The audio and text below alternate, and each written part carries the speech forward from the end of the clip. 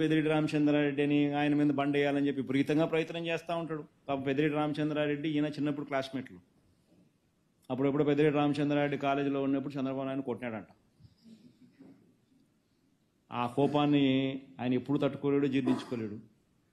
పెద్దిరెడ్డి రామచంద్రారెడ్డి అంటే ఇటుకుంటాడు, వాళ్ళ కుటుంబాన్ని నాశనం చేయాలా, వాడి కుటుంబాన్ని తొక్కాలా, వాళ్ళ కుటుంబాన్ని చెడు చేయాలా అని చెప్పి.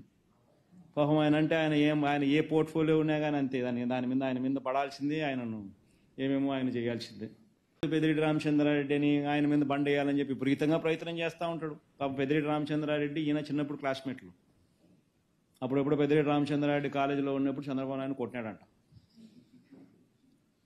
ఆ కోపాన్ని ఆయన ఎప్పుడు తట్టుకోలేడు, జీర్ణించుకోలేడు.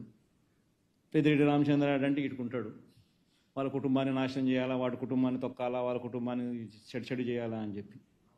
పాపం ఆయన అంటే ఆయన ఏ పోర్ట్ఫోలియో ఉన్నా కానీ అంతే, ఆయన మీద పడాల్సిందే, ఆయనను ఏమేమో ఆయన చేయాల్సిందే.